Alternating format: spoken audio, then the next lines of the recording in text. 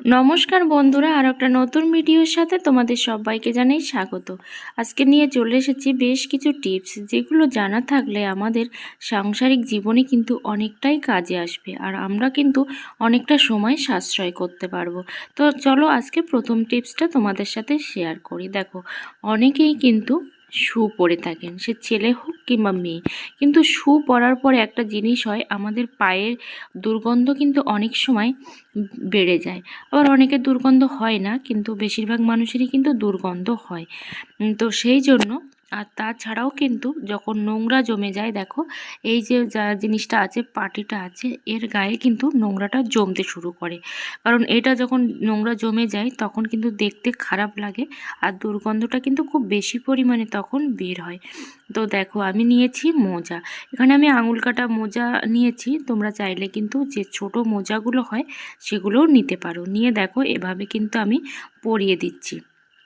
এভাবে পরিয়ে দেওয়ার ফলে কি হবে, পায়ের যে নোংরাটা থাকে সেই নোংরাটা কিন্তু, মোজা পরলেও দেখবে একটা পায়ের নোংরা কিন্তু থেকে যায়, মানে মোজার গায়ে একটা নোংরা থাকে, সেই নোংরাটা কিন্তু এই যে জায়গাটায় কিন্তু পড়ে। তো সেই জন্য দেখো, এই জিনিসটার ওপরে আমি এভাবে খুব ভালো করে কিন্তু মোজাগুলো দিয়ে এভাবে জড়িয়ে দিলাম। তার ফলে কি হবে, যখনই আমরা শু পরবো না কেন, এই জিনিসটা কিন্তু একটুও নোংরা হবে না। আর যখন প্রয়োজন পড়বে তখনই কিন্তু আমরা এটা খুলে নিয়ে, মানে মোজাটা খুলে নিয়ে পরিষ্কার করে নিতে পারবো। আর দুর্গন্ধও হবে না। দুর্গন্ধ যদিও হয়, সেটাও কিন্তু মোজাটা খুলে নিয়ে পরিষ্কার করলে দুর্গন্ধটা কিন্তু কেটে যাবে। তো তোমরা কিন্তু এই টিপসটা অবশ্যই ফলো করতে পারো। আবার কিছু কিছু মানুষ আছে যাদের কিন্তু প্রচণ্ড পরিমাণে পায়ে দুর্গন্ধ হয়, তারাও কিন্তু এই টিপসটা অ্যাপ্লাই করতে পারো, তাহলে পাটিটা আর নষ্ট হওয়ার সম্ভাবনা কিন্তু থাকবে না। তো চলো পরের টিপসটা তোমাদের সাথে শেয়ার করি। মশারি আমরা প্রত্যেকেই ইউজ করে থাকি, আর এই মশারির ইউজটা যখন আমরা রাত্রেবেলা করি, সকালবেলা উঠে কিন্তু আমাদের ভাবতে হয় যে এটা নিয়ে ঠিক কি করব, কোথায় লুকোবো, এটাই কিন্তু ভাবি। কারণ মশারিটা রাত্রেবেলার কাজে লাগলে কিন্তু দিনের বেলা সচরাচর চোখের সামনে দেখতে কিন্তু আমাদের মোটেও ভালো লাগে না। তো সেই জন্য দেখো, মশারিটা যতই আমরা ছোট করে রাখি না কেন বা কোথাও জড়িয়ে রাখি না কেন, তবু কিন্তু আমাদের চোখের সামনেই চলে আসে। তো মশারিটা এমনভাবে রাখতে হবে যাতে করে আমাদের সকলেরই চোখের সামনে থাকলেও আমরা বুঝতে পারবো না যে এটা হচ্ছে আসলে মশারি। তো কি করব সেটা দেখো। এখানে নিয়েছি একটা বালিশের কভার, আর এই বালিশের কভারের মধ্যে দেখো মশারিটা আমি ভরে দিচ্ছি। তার ফলে মানুষ কিন্তু যতই আসুক না কেন বা আমাদের বেডের উপর এটা থাকুক না কেন, কেউই কিন্তু বুঝতে পারবে না যে এটা আসলে কি মশারি নাকি বালিশের কভার। তো তোমরা কিন্তু এই টিপসটা অ্যাপ্লাই করতে পারো, তাহলে কেউই কিন্তু খুঁজে পাবে না। আবার এটা কুশন হিসেবেও কিন্তু সোফার উপরেও রাখতে পারো। তো এই টিপসটা আশা করি তোমাদের অনেকটা কাজে লাগবে। আমি কিন্তু এইভাবেই রাখি, কারণ মশারিটা সচরাচর চোখের সামনে কিন্তু দেখতে ভালো লাগে না। তো এইভাবে যদি রেখে দিতে পারি তাহলে কিন্তু খুবই ভালো হয়, আর কেউ তো বুঝতে পারবে না। তো এটা দেখো, বালিশের কভার। আর এরকম মশারির কভারের ভিডিও কিন্তু আমার চ্যানেলে দেওয়া আছে, তোমরা কিন্তু চাইলে দেখে নিতে পারো যে কিভাবে বানিয়েছি। চলো পরের টিপসটা শেয়ার করি। দেখো, নেল পলিশ কিন্তু আমরা প্রত্যেকেই পরে থাকি, আর বিশেষ করে শীতকালে কিন্তু নেল পলিশটা খুব বেশি পরিমাণে জমে যায়। তো আমরা অনেক রকমভাবে চেষ্টা করি নেল পলিশটাকে ভালো রাখার, কিন্তু রাখতে পারি না। তো কী করলে আমাদের নেল পলিশটাও ভালো থাকবে, আর নেল পলিশের এই যে মুখটা, এটা কিন্তু খোলাটা খুব কষ্টকর হয়ে পড়ে। যেহেতু আমি এটা ঢিলা করে রেখেছি, সেই জন্য কিন্তু এটা খুব তাড়াতাড়ি খুলে গেল। তো কিভাবে রাখলে, দেখো এই জায়গায় কিন্তু নেল পলিশগুলো জমে যায়, কারণ বারবার কিন্তু নেল পলিশের মুখটা খুলতে খুলতে নেল পলিশগুলো এই জায়গা দিয়ে জমে যায়। তো সেই জন্য কিন্তু এই নেল পলিশের মুখটা এঁটে যায়। তো আমি যে কাজটা করি, দেখো আমি নিই হচ্ছে ভেজলিন। তো আমি ভেজলিনটাই দিয়ে রেখেছি, যার কারণে কিন্তু আমার আঙুলের মাথাতে কোনো রকম নেল পলিশ কিন্তু লাগেনি। তো আমি এখানে ভেজলিন দিয়ে রেখেছি, তার ফলে যতবারই আমরা ঢাকনাটাকে খুলি না কেন, কোনো প্রকারেই কিন্তু এই জায়গাতে নেল পলিশ লাগবে না, আর কিন্তু এটা কোনো প্রকারে টাইট হবে না, খুব ভালোভাবে কিন্তু রাখতে পারবো। বিশেষ করে তাঁতের শাড়ি, জামদানি শাড়ি এগুলো ধোয়ার পরে কিন্তু একটা সমস্যায় আমাদের ভুগতে হয়, সেটা হলো আয়রনের সমস্যা, আর এলোমেলো হয়ে যায়। আজকে আমি কোনো প্রকার আয়রন মেশিন ছাড়াই কিন্তু আমি আজকে তোমাদেরকে আয়রন করে দেখাবো। দেখো, এখানে আমি প্রথমে প্রেসার কুকারে নিয়েছি জল, খুব বেশি নিচ্ছি না, আমি 1 টিফিন কৌটার মতো জল নিয়েছি। নিয়ে এটা আমি এখন গ্যাসে বসিয়ে দিচ্ছি। আর আমি এখানে মুখটা লাগাচ্ছি না, কারণ চিটি পড়বে বারবার, তো সেই জন্য কিন্তু মুখটা খুলেই আমি জলটা গরম করে নিয়েছি। এবার দেখো কি করছি, কাপড়টা কিন্তু আমি ধুয়ে দিয়েছিলাম, তার ফলে দেখো একদম কুঁচকে গেছে, কারণ এই ধরনের কাপড়গুলো তাঁতের শাড়ি, জামদানি শাড়ি এগুলো কিন্তু খুব সহজে কুঁচকে যায়, আয়রন না করলে কিন্তু ভালোই দেখায় না। তো যেহেতু আমি জলটা গরম করে নিয়েছি, তো সেই জন্য দেখো এটা মিনিমাম 15 মিনিটের মতো কিন্তু আয়রন করা যাবে। কোনো রকম ইলেকট্রিক খরচা ছাড়াই কিন্তু আমরা আয়রনটা করতে পারবো। কিন্তু আমি এখানে নিয়েছি জল গরম করে, তার ফলে একটা গ্যাসও খরচা হয়েছে। কিন্তু তোমরা যখন ভাত রান্না করবে তখন কিন্তু সেই ভাতের যে প্রেসার কুকারটা, সেই প্রেসার কুকারটা দেখবে অনেকক্ষণ পর্যন্ত কিন্তু গরম থাকে, মিনিমাম আধা ঘন্টা গরম কিন্তু থাকে ভাত হলে যে প্রেসার কুকারে। তো সেই সময় কিন্তু তোমরা এইভাবে এই কাজটা তোমরা করে নিতে পারো, আয়রনের কাজটা কোনো রকম ইলেকট্রিক বিল ছাড়াই, এক্সট্রা গ্যাস খরচা ছাড়াই কিন্তু এটা তোমরা করে নিতে পারবে। তো একেবারেই কিন্তু আয়রনের মতোই আয়রন করে নেব। আরও একটা জিনিস যেটা হয়, তো অনেক সময় কিন্তু এই ধরনের শাড়িগুলো শুকোতে দেরি হয়, কারণ ঠিকঠাক করে রোদ্দুর না পেলে কিন্তু শুকোয় না।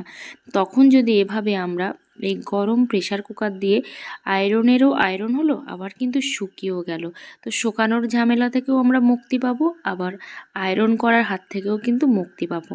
তো এইভাবে খুব সহজে কিন্তু ঘরোয়া টিপসগুলো অ্যাপ্লাই করে তোমরা আয়রন করে ফেলতে পারো। অনেকের বাড়িতে আয়রন থাকে না, তাই বলে কি আয়রন করবে না, সেটা কিন্তু হয় না, কারণ এই শাড়িগুলো আয়রন না করলে দেখতে একটুও ভালো লাগে না। তো দেখো কত সুন্দর করে আমি আয়রন করে ফেললাম, একদম আয়রনের মতো করেই। তো আশা করি এই টিপসটা তোমাদের অনেকটাই কাজে লাগবে।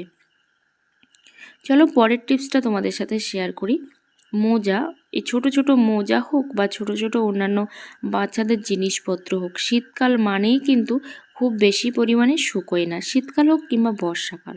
তো আমরা কিন্তু খুব সহজে কোনো রকম রোদ্দুর ছাড়াই কিন্তু এগুলো শুকিয়ে নিতে পারবো। আর সেটা কিভাবে, সেটাই তোমাদেরকে দেখাবো, যে কোনো রকম রোদ্দুর ছাড়াই, টাঙানোর ঝামেলা ছাড়াই কিভাবে আমরা এগুলোকে শুকিয়ে নিতে পারবো। তো আশা করি তোমাদের এই টিপসটাও অনেকটাই কাজে লাগবে, আর এইভাবেই কিন্তু তোমরা এই ছোট ছোট জিনিসগুলো শুকিয়ে নিতে পারবে, বা বড় বড় জিনিসগুলোও কিন্তু শুকিয়ে নিতে পারবে। দেখো এখন আমি প্রেসার কুকারে দিয়ে দিয়েছি জল, মানে ঢাকনাটা খুলেই কিন্তু আমি জলটা ফুটিয়ে নিয়েছি। এখানে দেখো জলটা আমি ফুটিয়ে নিয়েছি, নিয়ে আমি ঢাকনাটা তারপর এঁটে দিয়েছি, না হলে জলটা ছিটকে ওপরে উঠে যাবে, তো সেই জন্য। এবার এই যে ছোট ছোট জিনিসগুলো, মোজাগুলো এর উপর দিয়ে কিন্তু আমি দিয়ে দিয়েছি। এখানে তোমরা জলটা গরম না করে যখন ভাত রান্না হয়ে যাবে তারপরেও কিন্তু তোমরা এই কাজটা করতে পারো, কারণ এই প্রেসার কুকারগুলো কিন্তু অনেকক্ষণ পর্যন্ত গরম থাকে। আর এটা কি করবে, বারে বারে কিন্তু এরকম উল্টে পাল্টে দেবে, তাহলে কিন্তু আর পুড়ে যাওয়ার ভয়ও থাকবে না, খুব সহজে কিন্তু এগুলো শুকিয়ে যাবে। আর যদি একেবারেই তোমরা এর গায়ে লাগিয়ে দিয়ে রেখে দাও, তাহলে কিন্তু সেটা পুড়ে যাওয়ার সম্ভাবনা থাকবে। তো এইভাবে খুব সহজে কিন্তু তোমরা শুকিয়ে নিতে পারবে। আরও একটাভাবে শুকিয়ে নিতে পারবে, দেখো আমি এখানে 4টে জিনিস, মানে 4টে মোজা একসঙ্গে পেতে দিয়েছি। তোমরা চাইলে একটা একটা করেও কিন্তু পেতে নিতে পারো। এভাবে তোমরা কিন্তু নেবে, নিলে এইটা কিন্তু আয়রনও হয়ে যাবে, আবার সাথে কিন্তু একেবারেই শুকিয়ে যাবে, কোনো রকম রোদ্দুরে দেওয়ার কিন্তু প্রয়োজন পড়বে না। তো তোমরা এইভাবে ছোট ছোট জিনিস, বাচ্চাদের জিনিস, সুতের জিনিস, সমস্ত জিনিস কিন্তু তোমরা আয়রন করে নিতে পারবে। তো আশা করি এই টিপসটাও তোমাদের অনেকটাই কাজে আসবে, কারণ যারা ফ্ল্যাট বাড়িতে থাকে সব সময় কিন্তু রোদ্দুর পায় না, বা সবাই কিন্তু রোদ্দুর পায় না।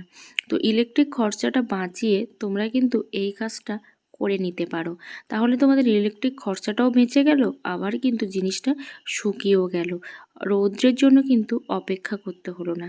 আর যেসব বন্ধুরা আমার চ্যানেলে নতুন, অবশ্যই চ্যানেলটা সাবস্ক্রাইব করে পাশে থেকো, অল নোটিফিকেশানটি অন করে দিও নিত্য নতুন ভিডিও পাওয়ার জন্য। আর যারা অলরেডি চ্যানেলটা সাবস্ক্রাইব করে দিয়েছে সবাইকে অসংখ্য অসংখ্য ধন্যবাদ। দেখো আমরা অনেক সময় একবারই কুর্তি পরি বা চুড়িদার পরি, সেই জিনিসটা কিন্তু আর ধুতে মন চায় না।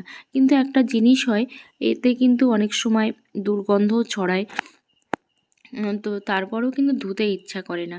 কিন্তু না ধুয়ে কিভাবে এই জিনিসটাকে দুর্গন্ধ মুক্ত করতে পারি, পরিষ্কার করতে পারি, সেটাই কি তোমাদেরকে দেখাবো। দেখো, এখানে নিয়েছি আমি একটা চা ছাঁকনি।